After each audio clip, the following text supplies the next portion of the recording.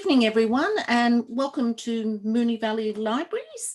We're here tonight to listen to Monica McInerney talk with us. Before we start, I want to acknowledge the traditional custodians of the land on which we're broadcasting from and predominantly work from. That's the land of the Wurundjeri Woiwurrung people of the Kulin Nation, and we acknowledge their spirits, ancestors and elders. I am so excited to welcome Monica McInerney. A lot of you will be familiar with Monica's work. She's an Australian-born author, now resides in Dublin, apart from this year for obvious reasons. She's written quite a lot of well-known, really popular books, and more recently she wrote The Godmothers, and that's the book that she's going to be talking about tonight. I have read this. I couldn't put it down. I read it in one sitting, so I am really pleased to welcome Monica and have her talk to us about it. Thank you. Hello, Jenny, and hello, Monica. Moonee Valley Libraries, and thank you so much for joining me and Jenny and to talk books and writing, my two favourite things. So thanks a lot, Jenny. My favourite things too as well, and as I said, I really loved your book. I will be honest, and I think I was honest when I first spoke with you. It is the first book of yours that I've read, but I honestly couldn't put it down. I had to finish it. I stayed up well past my bedtime to finish it. I will start by, let's pretend that no one has read the book. So tell us, what is The Godmothers about? Well, it's unsurprisingly about godmothers. It's a story of female friendship. It's a story of three best friends and follows their lives through about 3 decades. And it's the story of a young woman called Eliza, who is the daughter of one of these 3 friends. And it's a family mystery drama.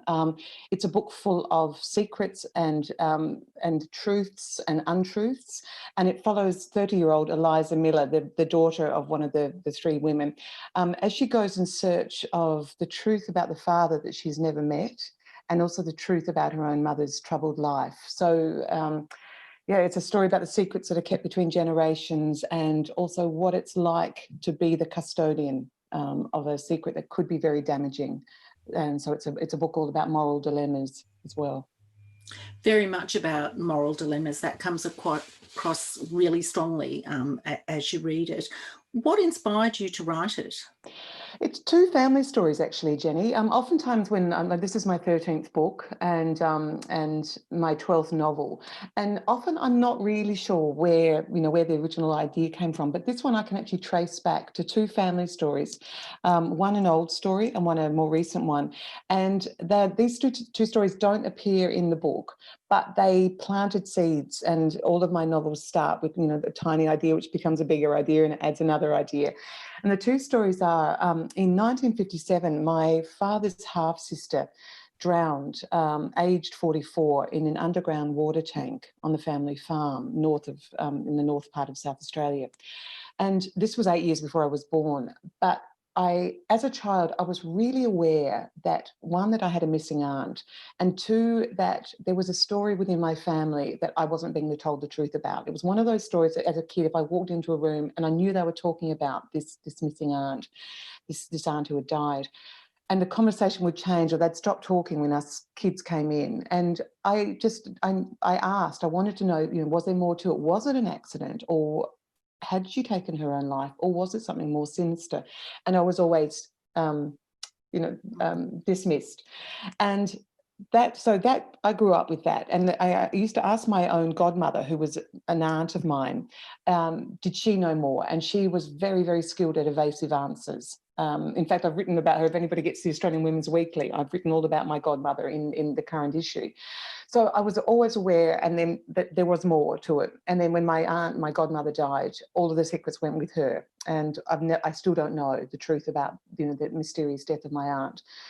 And more recently, my sister, when she turned 50, her best friend of many, many years, presented her with this gorgeous hardback bound book of all these emails and letters that they had exchanged during really action-packed 5 years in their 30s. And in it, they apparently discuss in forensic detail their families, their workplaces, their friends, and their relationships with these men who went on to become their husbands. And my sister has made her husband promise that if anything happens to her, the first thing he has to do is destroy that book because she doesn't want any of her kids reading, you know, these letters and emails, which basically bear all. And she certainly doesn't want her siblings, because I'm one of 7. There's 6. I've got 6 brothers and sisters, and she certainly doesn't want any of us reading it as well. So, which of course makes me really want to read it. Of course. Absolutely. So it's actually those two family stories, I think, it really planted in my head the idea of really close female friendship, and the kind of things that if you've known each other for many years, what do you know about each other that you actually never want anybody else to find out? And secondly, the secrets between 2 generations. And they are really some of the main themes that run through the Godmothers. So, you know, I do have family to thank for this book in lots of ways. Oh, that's wonderful. That was a great answer. Thank you. The book is primarily about Eliza, of course, and Olivia and Maxie, and the really tragic story of Jeannie. But I found it had some really wonderful secondary characters who really stood out for me. I loved the character of Sullivan, the largely absent Edgar, and Alex, who was always really angry until you get to the end and realise. Spoiler. Oh, yeah, okay, all right. But he's angry with a reason. They were standouts for me, along with a lot of the other characters. How hard is it for you as an author to keep track of your various characters and to tell their stories so that they meld together, but you know, you're not leaving anyone hanging? So you haven't got a character that you introduce and then their story is never part of the story ever again. Come back. Well, thank you for liking all of them. It's a big cast of characters in the Godmothers, and the main characters, as you mentioned, is Eliza, the 30-year-old woman who goes in search of her father and the truth, and her 2 godmothers who are Olivia and Maxie. And then also very, very strong in the book, even though she's physically not there, is Eliza's mother, Jeannie. So that's, you know, that's the main people. And I got to know them really, really well. For about 6 months before I start writing, I daydream about my characters. I do a lot of thinking about who they are, what their personalities are like, who gets on with who, why they don't get on if they don't get on. And so by the time I decide to start writing my novels, and for me the starting point is always after I've got a group of people, in this case, you know, they're friends and a mother and a daughter. But in my other books, for example, those Faraday Girls or the Alphabet Sisters, it's a family, like, you know, At Home with the Templetons or Hello from the Gillespies, my big family novels. So I spent all that time thinking about who my main characters are. Then I imagine what I call a emotional explosion going off in the middle of that family or that group of people. And in this case, with the Godmothers, it's the death of Eliza's mother. It happens in the first chapter, so that's not too much of a spoiler. And it's how everybody else is going to cope with, you know, with the ramifications of her very tragic death. And so I knew them really well, that it was going to be their story. And but then that's when the fun begins for me in terms of supporting characters. That I knew I was going to bring Eliza out of this very, very safe, quiet life she's built for herself after the death of her mother in Melbourne. She's tried to keep the world at bay. She's had a very difficult, tricky childhood with a tricky mother who loved her but was a tricky personality. And for me, it's a matter of setting her off on a path, and in this case to Scotland, to find out what she can about her mum and her father. And she meets all sorts of people on the way who start to rub up against her, who start to have an impact on her life, because that really interests me, that the way that you can think you can keep the world out, but you can't. The world's going to come knocking. And so for me, it becomes quite natural, because I know Eliza. I knew Eliza so well by the time I started introducing her to other people. I was really open in my mind and my imagination for who she's going to meet. For example, on the plane from Melbourne to Scotland, she finds herself sitting beside this Sullivan character that you mentioned, who's an 11-year-old Australian boy, 11 going on 111, real quirky little fella, very, very interested in everything, very articulate. And I loved him, and it became very apparent to me very quickly that he was going to really matter to Eliza. So I brought him into the story with me, and he felt really real to me. And then when she gets to Edinburgh and she's staying in, Olivia, her godmother, runs a boutique hotel. And so that's populated with all sorts of complicated people as well. And so it felt very natural for me to Eliza to find out more about them as she kept moving through her pilgrimage, if you like, to find the truth. So I kind of go with my main characters, and the people she meets on the way feel like that I learn about them as she's learning about them too. So they grow shape, and in a way that if you roll a snowball, it gets bigger and bigger as the characters go along. She finds out more, and so do I. So they become very real to me, and I keep them all in my head. I don't plot my books beforehand, and I don't keep notebooks, and I don't have a whiteboard or chapter breakdowns. So they all live in my head. All these people. So there's so much I want to unpack from that. Part of it being that a lot of the book deals with very complex mental health issues and other health issues. Do you talk with doctors and carers, or do you use online tools? And you talked a bit about your character development and how you have the characters in your head before you actually start writing the book. Did the health issues, were they apparent in the characters from day one, or did they develop as the characters developed in your head? Does that make sense? Yeah, it does. Great questions. And let me in turn answer each of those in turn. The starting point, as I mentioned, was this idea of female friendship. And I had these three young women who meet at boarding school, quite a strict boarding school. And I wanted to write, they were very different characters. Two of them are quite disciplined. They are, very ambitious and good students. And the third friend, Jeannie, is one of those ones where, at school, there might be the reckless one, the one who's a risk taker, the one who's always in trouble with the teachers. And I was really curious to write what happens in the decades after school when you discover that actually what you thought might have been a bit of teenage hijinks is actually something more serious, that it's a personality. It's a mental health issue, and that risk-taking and those very highs and those lows are indicative of something much more serious than just teenage jaunting, basically. So for me, that it unfolded like that. Like I began with them as young women, and then I thought, oh, there's a lot going on with Jeannie. This is not. Jeannie has some real troubles happening here, and again, it unfolded. And I read a lot. I read a lot of memoirs of people who had gone through particular mental health issues. The book is full of it's full of comedy. That's a very important part of my books for me, but it always has serious themes underneath. I write my books, I hear them like music, and I often think I have like lots of low bass notes and sort of somber tones, but with lighter instruments dancing on the top. That's how I want it to sound, that because I hear my books, there's music. And that's very much happening in The Godmothers, that there's a lot of longing in this book. For example, a lot of the characters are they're longing for something that they had and they don't have anymore, be it a husband that they dearly loved who they've lost to dementia in one case. In Eliza's case, she is still grieving so deeply for her mother, and would love that. Sullivan, the little boy that she meets on the plane, who becomes a very important part of her life, he's being shuttled back and forth between his divorced parents, and he's longing. He's really lonely. He wants a friend. He wants a family. So everybody in it is seeking something, because I think that's what we all are, Jenny. I think I want people to read my books and feel like they've been a fly in the wall among these real people, and because they're all the shadows and light that we all go through, I think. I'm very curious as a person. I was as a child, I am as an adult, and so I like to meet people and ask about their lives, and you get lots of very interesting stories. Every person in the world, if we were to flip this and I was interviewing you, for example, which I'd love to do, I love being the one asking the questions. I'm sure you'd be able to tell me all sorts of extraordinary stories too.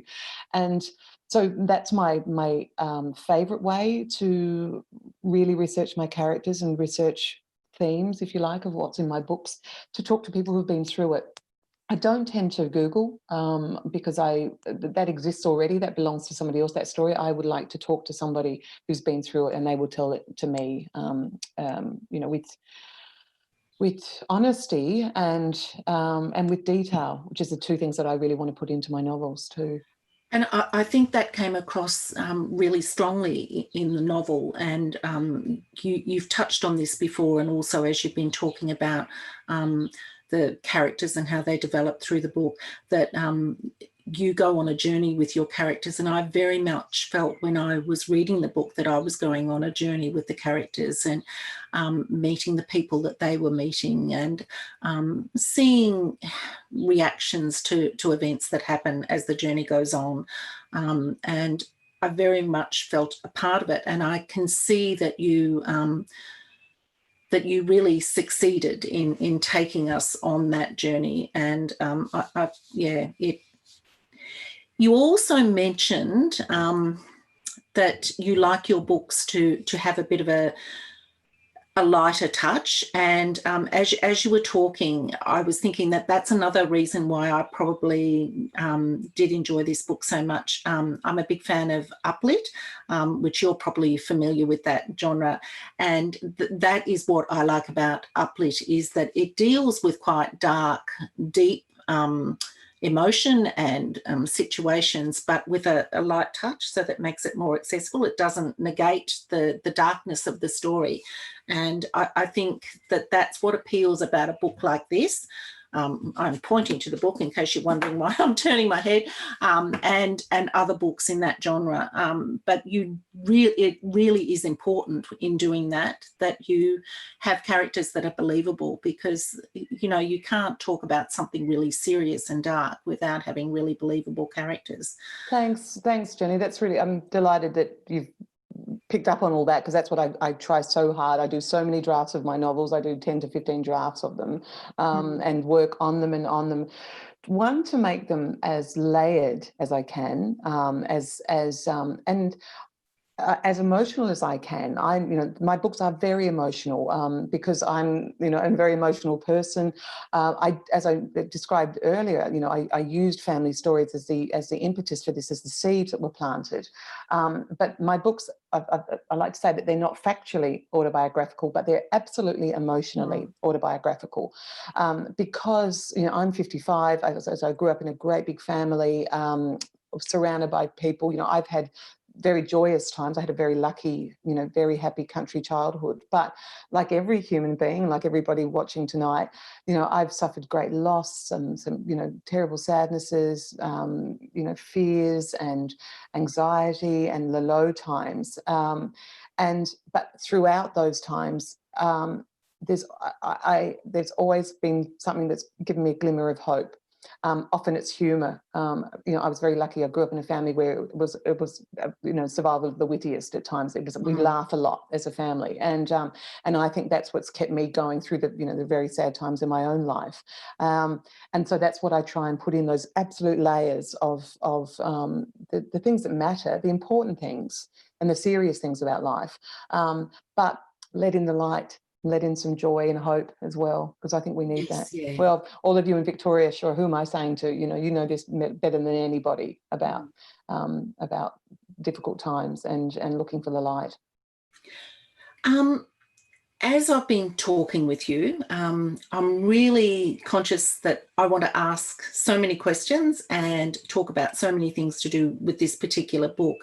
But I know that would create spoilers for those who haven't read it yet. And I don't want to do that. And I know you don't want me to do that. No, thank you. But this is often the case when reviewers write about a particular novel. And often when people are writing book club questions, and they often appear at the rear of books now, publishers seem to put them in, and they're often major spoilers. I tend to read the last pages of books. I still cannot believe that you do this. I know, I'm one of those terrible persons, but I will say that every now and then I'm so engaged that I don't do that. I read Matt Haig's book a couple of weeks ago, and I didn't read to the end of that one or read the last chapter of that one, and the same with your book. But what do you feel about spoilers, and do you read the last pages of books? Well, I think my physical reaction, because when you and I were talking earlier, I cannot believe that you do. And especially because I know, because we were doing our earlier conversations, I know that you love books and you're such a reader, and you work, for a library, and you're dealing with book people all the time. I just honestly, I'm kind of taken aback at the idea of it. I've never done it. I would not read go to the end of the book. It just wouldn't, because for me, everything I do as a writer is because I'm a big reader. I've been reading since I was 4. I read 2 or 3 books a week still, and I love the process. I love it, and when I say this, I love this, the reading and the writing, because I don't know what's going to happen next. And I love that, being taken by the hand by a storyteller, here, come with me and I'll tell you this story. Here's a person, we're going to make lots of things happen to them, which is what my books are like, and every book you read, pretty much that's what's going to happen. And I want to be taken by the hand by that writer all the way through to the end, and be taken by surprise, or discover how everything might end up. And honestly, the idea of jumping to the end, I don't know why you would even go back. But why? Like, doesn't it ruin it for you to read the last page? Why do you do that? I've always done it. I've always been a huge reader from the moment I could read. I always had a book in hand, and I've always done it. I then, there's very few books I haven't read the last few pages, or sometimes the chapter. What stage do you read the last page? Like you'd read the first page and then go to the last page, or you read a chapter and go to the last page? Oh no, I often get a fair way in. I wouldn't read the last page before I started a book. That would spoil it. Says the one.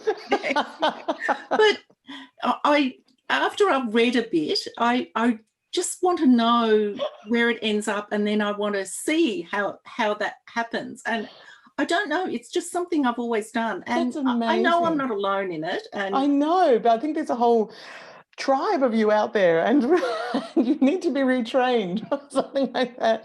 I know I've met people, like, normally on I'm loving doing all the Zooms for, during October for the godmothers, but normally I'm doing a lot of library talks and stuff, and that's come up a couple of times that people have said, that this is what they do, and I'm still shocked every single time. So but I'm fascinated. As I said, I wish we had more time and I could ask you, because is it because you don't want the uncertainty of finding out? I'm just curious why you would do that. Perhaps it is a bit of uncertainty, because I also do it with television programs. And I'm living in the right age now, because spoilers are out there all the time. Do you? So you watch a movie and then fast forward to the end and then go back and watch it? Oh no, you can usually find the spoilers on Google. So I'm a terrible person. Sometimes I do watch the end of things. I don't know. It's an interesting topic, and probably not one for tonight's audience. I know. Well, I have to say, I think I have a feeling that in one of my future books, there's going to be a character who reads the end, or watches the end of every program, or beforehand. I'm truly fascinated by it. Exactly. I'll stop interrogating you. Sorry. Oh, no. I don't mind being interrogated, but I'm very conscious that perhaps our audience doesn't want to see me interviewed about my preferences for reading the last pages of books. Getting back to this particular one, The Godmothers is set in several different countries. Can you tell us about your location research? I'd love to. I love to set my books in lots of different settings. I think I can trace that back to being a child reading in the Clare Valley of South Australia, a small town, 4,000 people, where I grew up. In my big family, my dad was the station master and mum worked in the local library, so we had access to, after hours access, and she was very lax with borrowing limits, luckily. But I read about other countries through books. I remember I used to sit up on the roof of our family house and read, because it was quiet, but I could still eavesdrop with what was going on down with my brothers and sisters. And I read about like little English villages and snow and the Mississippi River and all these places long before I was ever going to see them for real.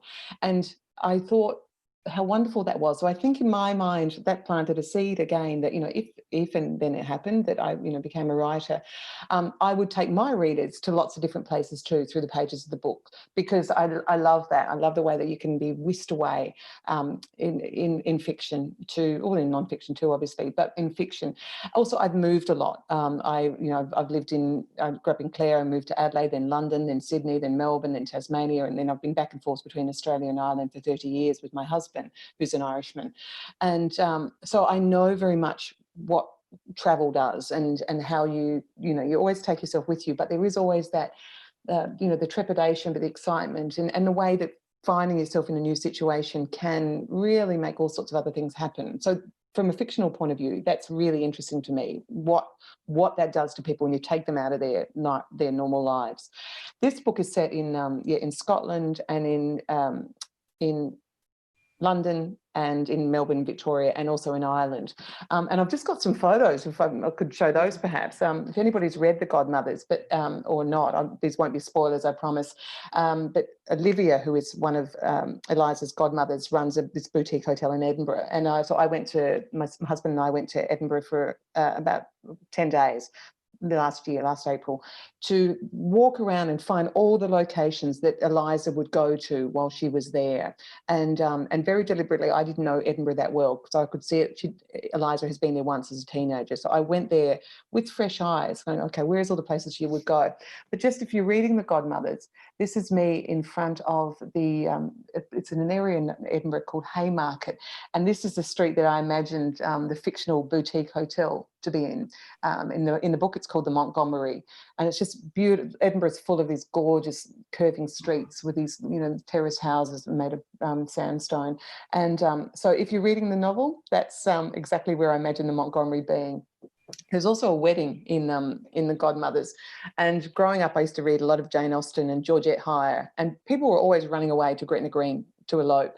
And so I thought, what fun to maybe, I'm in Scotland, I'll have a wedding take place in Gretna Green, because it's now like a theme park for weddings. It's on the border of Scotland and England, and Scotland always had much laxer marriage laws, so a lot of people could just run there. So we also spent a day and a night in Gretna Green, is my proof. So since 1754, Gretna Green has been a place for couples to have these kind of quick marriages, and to this day it still is. It's just a chapter set in Gretna Green, but I really wanted all the details. And there's an old blacksmith's cottage where you can kind of have these theme weddings. It's not quite Las Vegas, because there's not, there's only really one theme of weddings there, but there's this marriage anvil, and when you get the celebrant has married the couple, they pick up this hammer and bang this anvil, and this resounds around Gretna Green area, the area of the wedding section. But as I said, it's a theme park, so it was just fascinating. My eyes were on stalks. So it's full of souvenirs, and you can sort of see that it's just like that.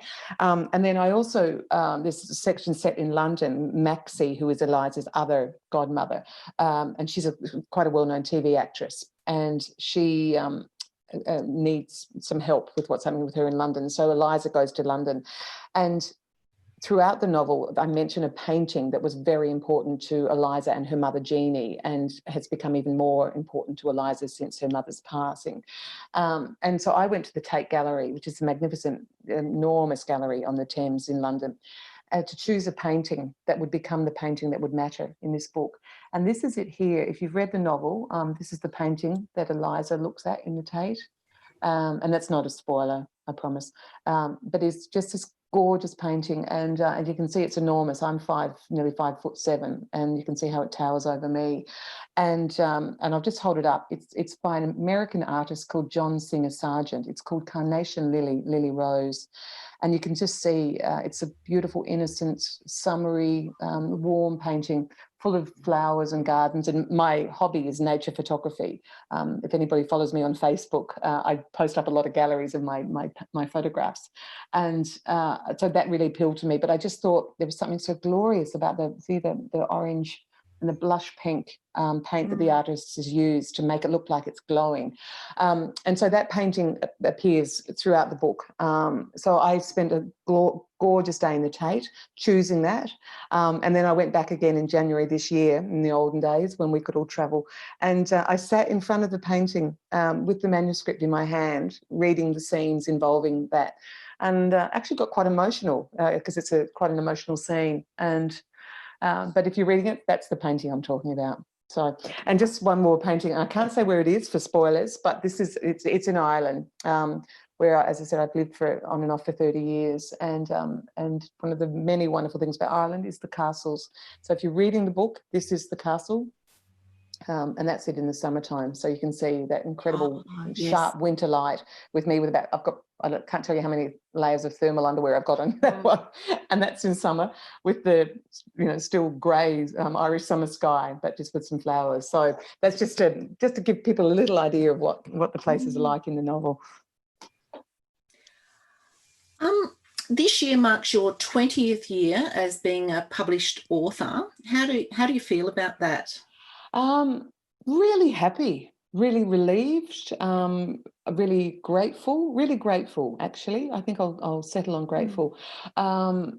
Because I didn't know when I started writing, did I have more stories in my mind? And it turns out I have lots and lots of stories in my mind, 13 books published so far, and I'm working on the 14th, and I've just started working on a series of children's books for the first time, and my first children's book will be published in April next year, and that's become this whole new glorious form of writing for me. I've so much to learn. It's really, really hard to write children's books, but mine is it's called Marcy Gill and the Caravan Park Cat, and it's a family story set in a caravan park, and it's got comedy and drama and a marvellous cat called George, and it's also got magic in it, and it's a book for 10 years old and under. It's a chapter book. I was going to say, so little chapter books, about 40,000 words, and it's being illustrated by this fantastic South Australian illustrator called Danny Snell.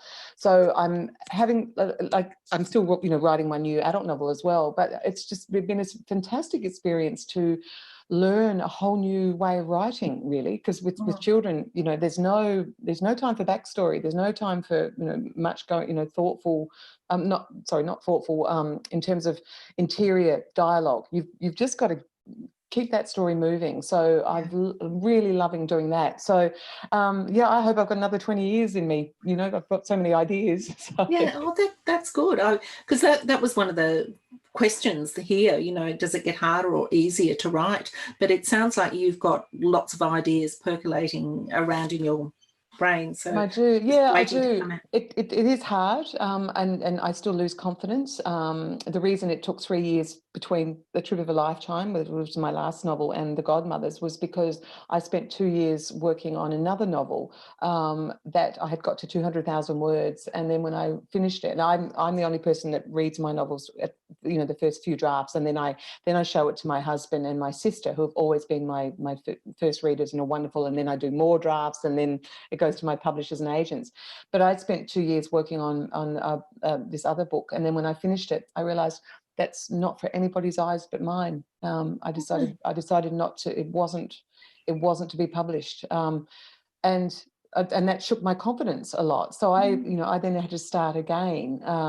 So I've learned a lot about creativity in those 20 years. That sometimes writing is purely for writing's sake, to express your big feelings and your emotions, and that's what that book was for me. I was writing it during a very sad time in my Irish family's life, and I think that's how I got through this very, very sad time, by fictionalizing some big emotions, but at the end it wasn't, the book was for my eyes only. So I've certainly, that made it hard to start, but then when I got the idea for The Godmothers, and the story just took off, and I just loved all the characters, and I just felt the joy of writing again. But I was rocked by that. So sometimes it's hard and sometimes it's joyful.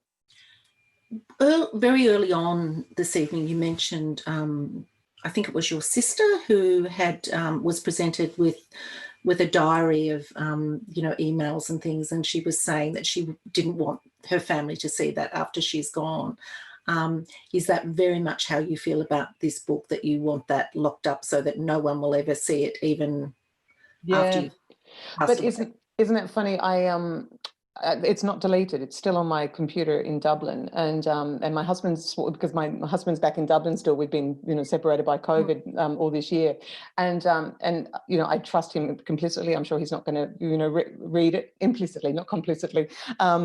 So no, it's there, but isn't it? Yeah, I probably should delete it just in case something happens, I think. No, I was just thinking, because it reminded me of you talking about your sister, and also family secrets. Yeah. Well, it was fiction, luckily, but I just think it was probably it was a bleak book. There wasn't a lot of hope in it, and I think that's when I realised it wasn't the kind of book that I wanted other people to read. I needed to write it, but other people didn't need to read it. Whereas The Godmothers, I'm so proud of it. I just feel it's got so much, as I said, so much happening in it, so many twists and turns, and lots of humour and lots of hope, and that's what I love to put into my books. That's what all of my other books have. Yes, that aspect of hope. Yeah.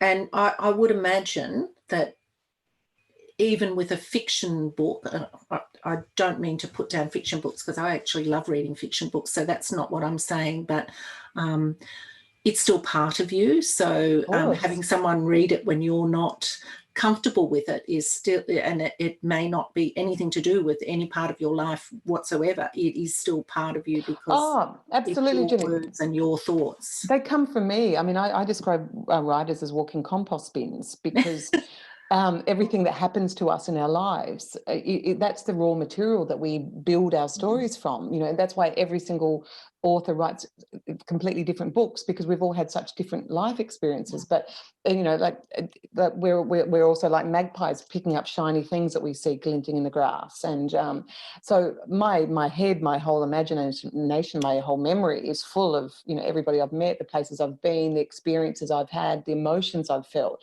and so, even though I have a big wide cast of characters, and male characters and female characters and all different ages and things, that they're coming from me. They're coming from what I've noticed about other people in the world. So absolutely, they reflect, and they reflect my worldview in lots of ways, because they come from me. And so I think, if you read a very, like a lot of very gloomy fiction, then it's possibly very likely that the author of that fiction is, that's how they see the world. You can't but put yourself into your books, even if it's not you as the character, because people often say, do you base your characters on people that you know? And I don't, because if I did it wholly based on somebody I knew, the character wouldn't behave they wouldn't do what I told them to do. They would behave as that person would, and I need everybody to do what I tell them, because I'm the puppet master, Yes. But there are elements of lots of people. But interestingly, actually, if I think we've got time here, we have that Eliza in this book, she has had this really troubled, tricky childhood. She moved around all the time. So as an adult, after this tragedy of her mother, she closes her life down. She's become very cautious and very safe, and that's the opposite of me in so many ways. I grew up on really solid ground with a big family around me, a lot of love, a lot of laughter, a lot of security, and so when I was writing Eliza, the way I worked out how to write her was I always did the opposite of what I would do, because her childhood was so different, and I like to give things a go, and she didn't. So I thought, well, how would I react in this situation? And I would get her to do the opposite each time, and that's how I grew her character, by being the opposite to me. So you use all sorts of techniques really to invent your characters. Can you describe your normal writing day? When I'm inventing the new story, and that's a very, very fertile, intense kind of year, because as I said, I go through so many different drafts, but when I'm literally making the story up as I go along, as I explained earlier, when I've got my characters, I've worked out that emotional explosion, and then away they go, and all the people that they meet on the way, and the path the story takes. I write 2,000 words a day. I'm very disciplined. I write 7 days a week. So I'm really I spend a lot of time in my attic at home in Dublin, which is where I write. Because I don't use I don't use any whiteboards or, notes and all that kind of thing. It's all in my head. It works for me to keep it all there. So I keep going up every day. In the same way that if I was writing an opera or a musical, I'd want to keep all those tunes and those notes in my head so I didn't forget them. So I turn up to my desk every single day. Then when I'm doing the editing and the other drafts, it's a different kind of working calendar for me, working timetable, more 5 days a week, because I'm taking that step back from the imagination and I'm looking at it more analytically. Okay, I need to move that around and this around, and I want more of that character and less of that character. But that initial time is very intense time. I love the idea. I can imagine you sitting in an attic writing your books in Dublin. It's lovely. Yeah, it's lovely. And this book is actually dedicated to a fine 85-year-old County Limerick man called John Neville, who not only built my beautiful writing desk, it's a lovely big slab of mahogany that he hand polished and hand cut and everything, but he also built my writing attic for me by hand. He was a very, very talented builder, and he's like my surrogate grandfather, because I never knew my own grandfathers, and he's really important to me, and I wanted to let him know how much he mattered to me. So this book is dedicated to him, the man that built my desk. I did see that at the start of the book. Yeah. I'm conscious that we're going to open it up to questions from the public shortly, but before I finish, I could talk to you for hours. I don't have much experience or knowledge about godmothers. I don't know, that's my upbringing. I really don't know what a godmother is, and are they still a thing in 2020? Yeah, if anything, Jenny, they're a bigger thing now than they were probably when I was growing up. It was a religious relationship, and quite a Catholic thing. I'm from a big Irish Australian Catholic background, and certainly all my 6 brothers and sisters, we all had, except for me, I only had a godmother actually, but all my brothers and sisters had godparents, a godfather and a godmother. And back then, the idea was that should something happen to your parents, you had this person who would help you through, spiritually, and keep you on a good straight path through your life. But that's kind of gone to the wayside very much. I think in these days, I don't think there's as much religious intent in the relationship, but more and more, I did a lot of research into people of different ages about what their experience was of godmothers, just to get a feel, and it's a really popular phenomenon now that began with a lot of celebrities. I think Elton John and his husband, their 2 sons have like about 400 godparents apparently. But a lot of young family, young couples who might not be living close to their own family, and it's become a way to build a community around your child. The idea that there's people that matter to your child and vice versa. And it's certainly a lot of young women and men that I spoke to had been asked by their friends to be the godparents to their friend's child, were truly honoured and really took it that it mattered, that they want, it's because it's not akin, I suppose akin to an aunt or an uncle, but it's a chosen role. So yeah, more and more it's become just a lovely bond. And I've got a goddaughter and a godson, and that means a lot to me too. And do you, this is probably a very personal question, but it was obvious in the book that both Olivia and Maxie really took that role very, very seriously. Is that your experience? Yeah, it is. And certainly, like one of my goddaughter is my niece as well, and I have 18 nieces and nephews. And but it's a particular bond. We feel like and my husband's her godfather too. And yeah, it does. It does feel a little, a bit special. We when she was growing up, when she was little, we'd have godparent days, and absolutely spoiling her. And she lives in Berlin now, and I usually live in Dublin, so we see her a lot. And it matters to us a lot, actually. It's a beautiful thing. Yeah, it does. That's really interesting. Thank you for sharing that. I was conscious that was quite a personal question. No, happy to talk about my beautiful goddaughter. Her name's Uli, and she's 25, and she's gorgeous. And I have a little French godson, 13-year-old boy called Paul. Yeah.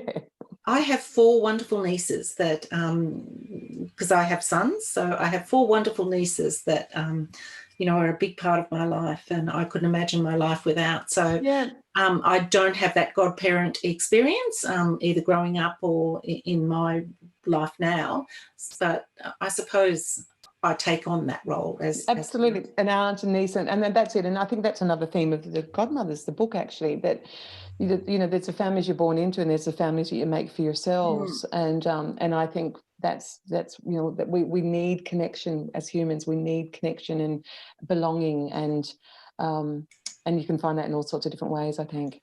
Hi. Look, that was really wonderful. Thank you so much for sharing that. I've got a question here that I just want to ask from one of the audience. And if anyone else has got any questions, please pop them up in the chat box, and they will pop up here for me to read. I've got a comment here. It doesn't say who it's from, but someone has said, "Thank you, Monica. I've really enjoyed your books, and the stories and emotions resonate strongly with me. Like many back in Melbourne, I have Irish ancestry, and going back to the 1850s, I really enjoy the new wave of Irish immigrants coming to Australia, particularly in Melbourne, and the music, culture, food and sense of humour that they have brought with them. This 21st century I'm terrible at diaspora. All right, I'm not very good at pronunciation. That's all right. Of young people leaving Ireland and a possible increase in that post-COVID. How do you feel about the new wave of young people leaving Ireland, and how may that and perhaps COVID and Brexit feature in a new book? Well, my novels have often had Irish, like young Irish people coming to Australia for different reasons. My Upside Down, Inside Out and Spin the Bottle, my second and third books, which were about young Irish ones and emigrating because of the difficulties in Ireland at the time, not regarding the Troubles, but Ireland has been through lots of economic downturns, and certainly like in the 30 years that I've been moving back and forth between the two countries, I've seen Ireland go. It was in the depths of depression when I first moved there, and then it had the Celtic Tiger years, and then it had the crash, and now who knows? I mean, God love them all, they're into level 5 lockdown again. So I think Ireland is forever forming, and it still is exporting so many of its young people, but in a different way now than certainly in past years, where it was through sheer desperation and economic devastation, basically, that now the people move back and forth a lot more easily, and also technology means that when you leave, you don't, you're still very much in touch with your family in a way that certainly, my ancestry, my great-grandparents and grandparents were from Ireland, and they left knowing that they were never going to see their family, and so I have that in my bones, that the emigrants' lament, if you like. So I'm sure I will continue to write about the movement of people from one country to another, and also what the person who wrote the question said, the richness that cultures bring to the place that they go to as well, which I'm really interested in as well. I mean, I've written a lot about sort of Irish and English people moving between countries, and one of the things I want to do this year is read a lot more widely outside my own experience. Read a lot more from writers of colour. I read a lot more Indigenous fiction. I need to understand my own country a lot better than I do, because I'm very comfortable within the Irish Australian tradition, because that's what I know. But I need to read wider than that. I know that, and so that's something I'm really, really determined to do in the next while. Okay, if you want recommendations, you can come to us. Thank you. How and what did you base Sullivan on? And why is such a young boy travelling alone? Well, he's an unaccompanied minor, and his parents are divorced. So his mother's in Melbourne and his father's in Edinburgh. His father's a world-renowned surgeon. So he's a tug of love child. So he has to go back and forth between his parents. He has to spend a month a year from the legal separation agreement.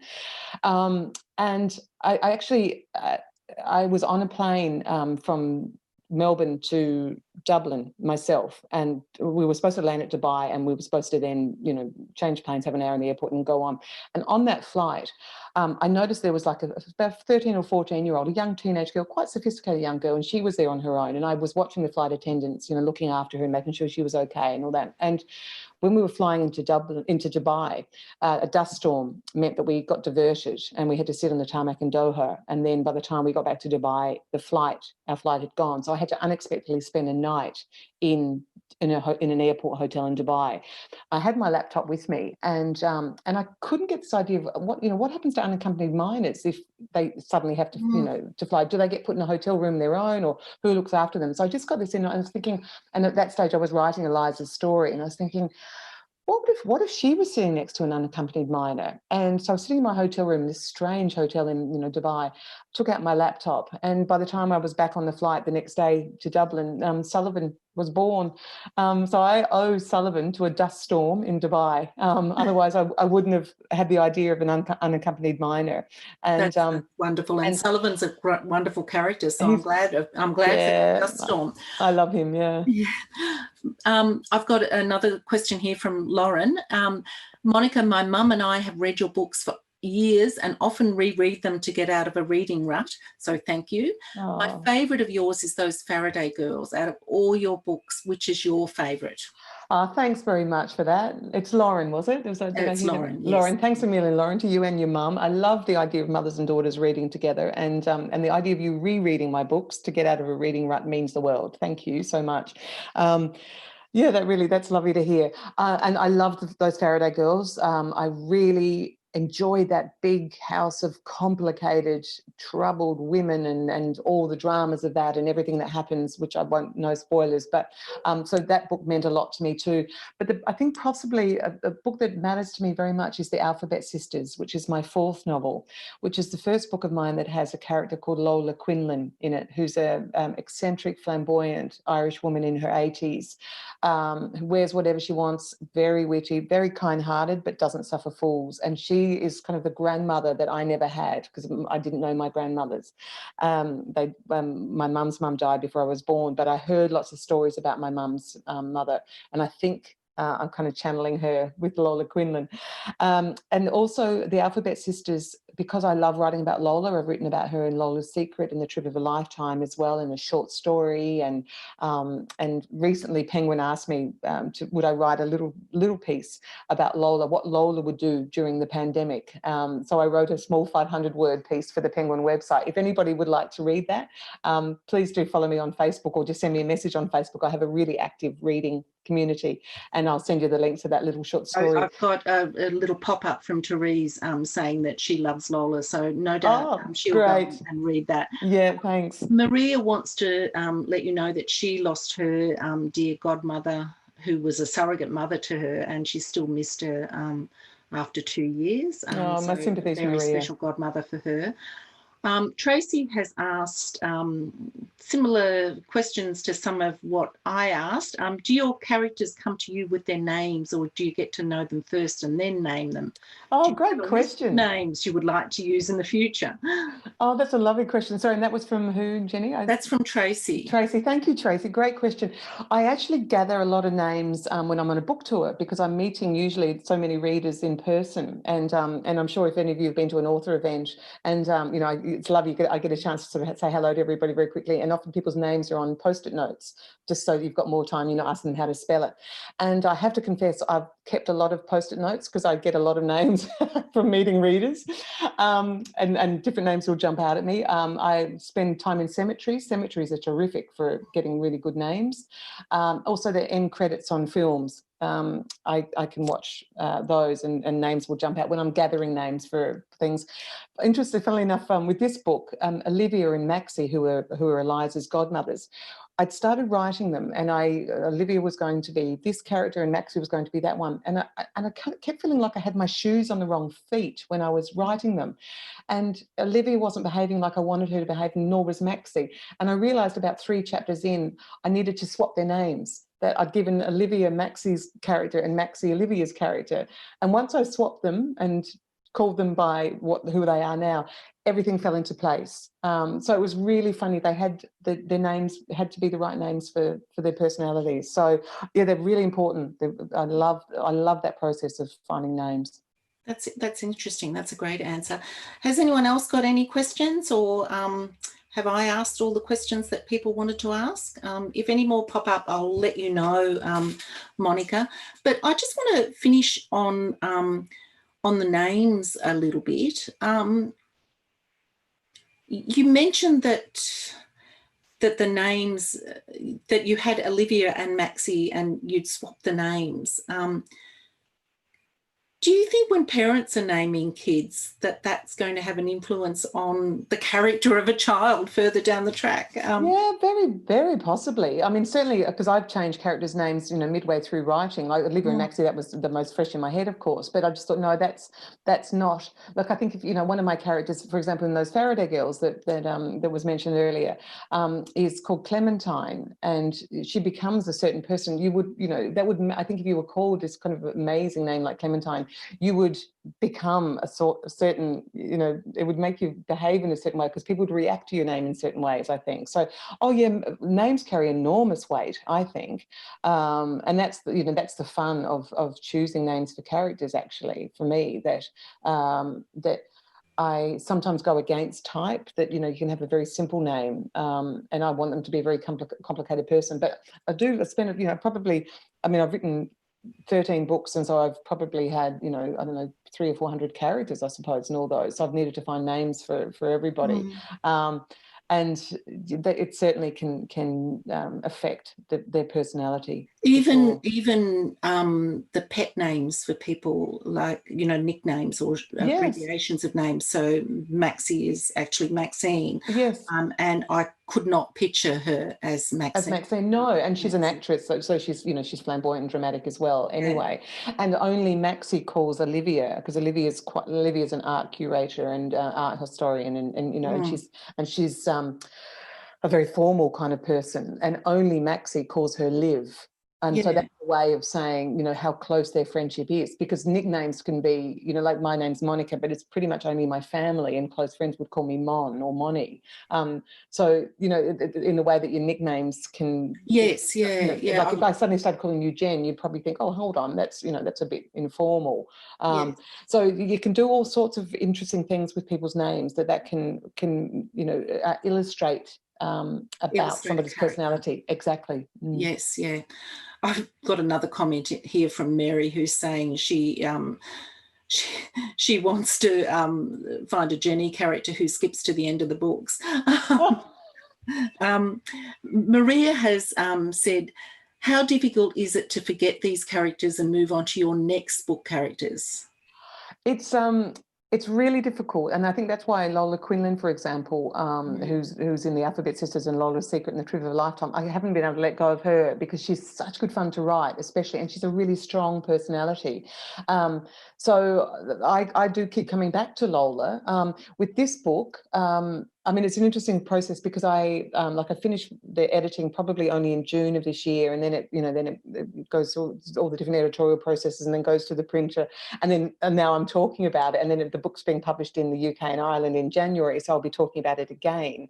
So I get to live with them for like a long time after I finish writing them, and that's really lovely about the publication process. So they've been mine in my head for the 2 years that I've been working on them, but that almost gives you a way to kind of still be with them when the book's finding readers and I get to talk about it or write articles about them as well. But often there is a character, and this book, interestingly, it's Sullivan that we keep talking about, this 11-year-old boy.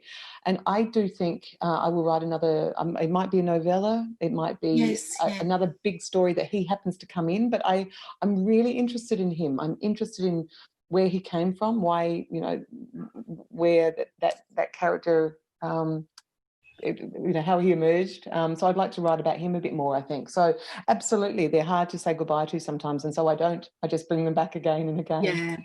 As I've mentioned a few times, Sullivan was a favourite with me. I loved all the characters, but he and I was surprised that he was... I thought you were going to do a spoiler, Jenny.